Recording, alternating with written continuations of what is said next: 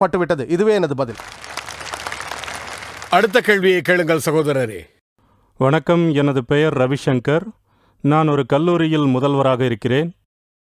ஆனால் நான் பல மதங்களை பயின்றுள்ளேன். பைபிள், குரான், ஹதீஸ் உட்பட.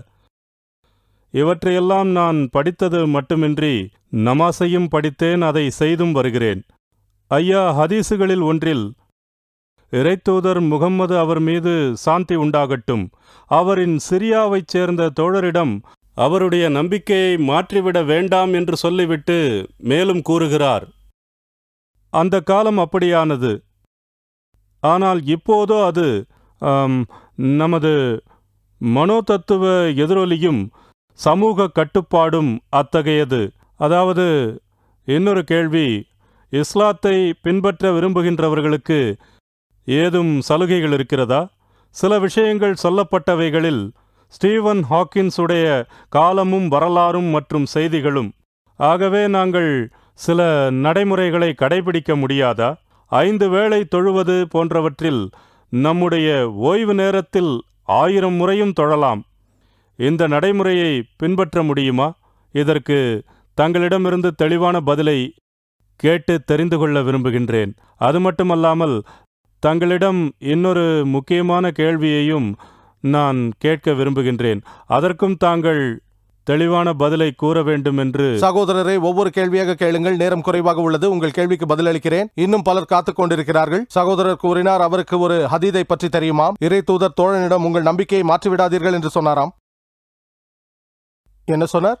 சந்தையில் லாஹிலாஹா இல்லல்லா என்று சொல்லக்கூடாது என்று அவரை அடித்து விட்டார்கள். சந்தையில் சத்தமாக லாஹிலாஹா இல்லல்லா என்று ஒருவர் சொன்னதற்காக அவரை இறை தூதர் அடித்தார் என்று இவர் சொல்கிறார். நீங்கள் எந்த ஹதீதை குறிப்பிடுகிறீர்கள் என்று தெரியவில்லை.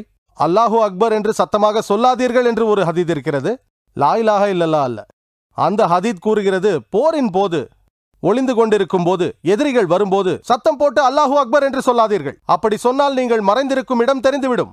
ஆகவே சந்தையில் அல்ல, போர்க்களத்தில் தான் வீரர்களை உற்சாகப்படுத்த சத்தமாக கூறுங்கள் என்று இன்னொரு ஹதீத் சொல்கிறது. ஆகவே நிலைமைக்கு ஏற்றவாறு அவர் சொல்கிறார், சத்தமாக அல்லாஹு அக்பர் என்று கூறுங்கள். அது ஒருவித ஜஸ்பாவை, உற்சாகத்தை அளிக்கும். ஆனால் சில நேரங்களில் நீங்கள் மறைந்து கொண்டிருக்கும் போது சத்தமாக சொன்னால் மாட்டிக்கொள்ள வாய்ப்புள்ளது.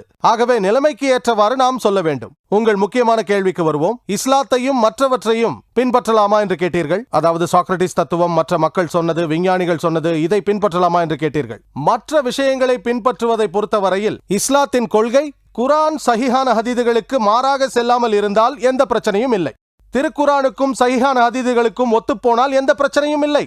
வேறு எதுவானாலும், அதாவது XYZ, விஞ்ஞானம், புவியியல், வரலாறு அல்லது ஹிந்துயிசம், கிறிஸ்தவம், ஜுடாயிசம், இவைகளை பற்றியெல்லாம் குரானில் கூறப்பட்டிருந்தால் அதை கடைபிடிப்பது உங்கள் கடமையாகும்.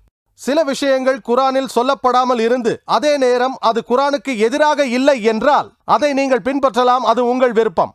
ஆனால் குரானுக்கு எதிரான கருத்தாக இருந்தால் அது ஹராம், அது தடை செய்யப்பட்டது.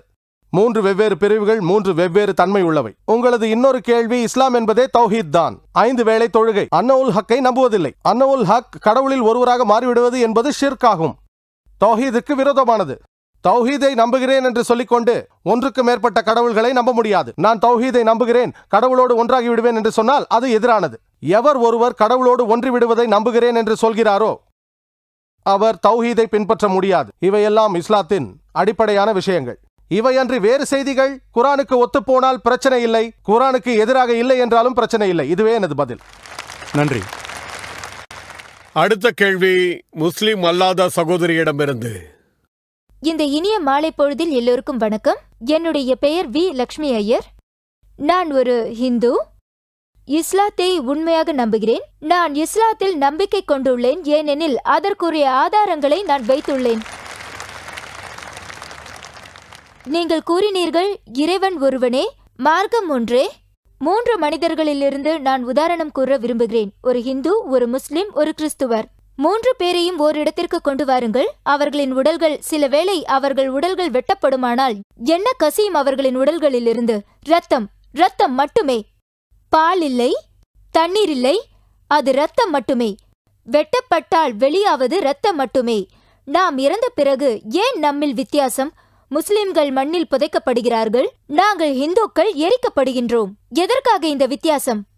சகோதரி இஸ்லாத்தை பாராட்டுகிறார், இஸ்லாத்தின் மீது நம்பிக்கை வைத்திருக்கிறார். நான் உங்களை பாராட்டுகிறேன், இஸ்லாத்தின் நன்னம்பிக்கையின் பக்கம் உங்களை அழைக்கிறேன். எல்லாம் வல்ல அல்லாவுக்கு உங்களை அர்ப்பணியுங்கள். சகோதரி கேட்ட கேள்வி என்னவென்றால், இந்து, கிறிஸ்தவர்கள், முஸ்லிம் எல்லோருமே ஒரே உடலைத்தான் கொண்டுள்ளார்கள், ஒரே ரத்தம், ஒரே அமைப்பு தான் உள்ளது. ஆனால் நாம் இறந்த பிறகு எதற்காக இந்துக்கள் உடலை எரிக்கிறார்கள், ஏன் முஸ்லிம்கள் புதைக்கிறார்கள் என்று கேட்டார். நாம் அதை பற்றி சற்று ஆராய்வோம். நீங்கள் எது சரியானது என்று தீர்மானியுங்கள்.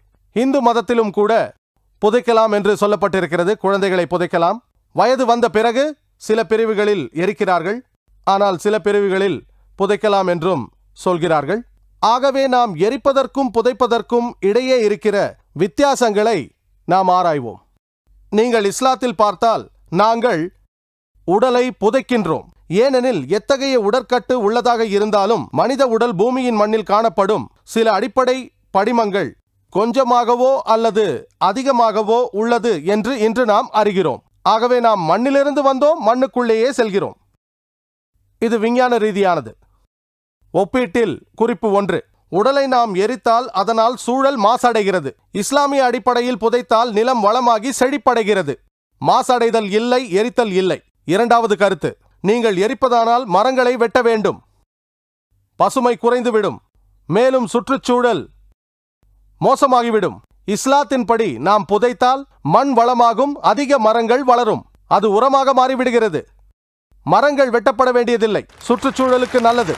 உங்களுக்கு தெரியுமா, அரசாங்கம் சொல்கிறது மரங்களை வெட்டாதீர்கள். மரங்களை வெட்டவில்லை என்றால் எப்படி உடலை எரிப்பது? 3வது கருத்து, அது அதிக செலவு தரக்கூடியது. இந்திய புள்ளிவிவரப்படி ஒவ்வொரு வருடமும் கோடி கணக்கில் பணம் செலவாகிறது. 100,000 கோடி ஒவ்வொரு நாளும் செலவழிக்கப்படுகிறது. உடல்களை எரிப்பதற்காகவும் மரங்களை வெட்டுவதற்காகவும் ஒவ்வொரு ஆண்டும் 100கணக்கான கோடி ரூபாய்கள் செலவாகின்றன. இஸ்லாத்தில் நாங்கள் புதைக்கிறோம், செலவு குறைகிறது, இலவசம். 5வது குறிப்பு, எரிப்பதினால் மரம் வெறும் கரியாகி சாம்பலாகி விடுகிறது. இஸ்லாத்தை பொறுத்தவரையில் ஒரு முறை உடலை புதைத்து விட்டால் அதே நிலத்தை சில ஆண்டுகள் கழித்து பயன்படுத்தலாம். அது நிரந்தரமாக உள்ளது.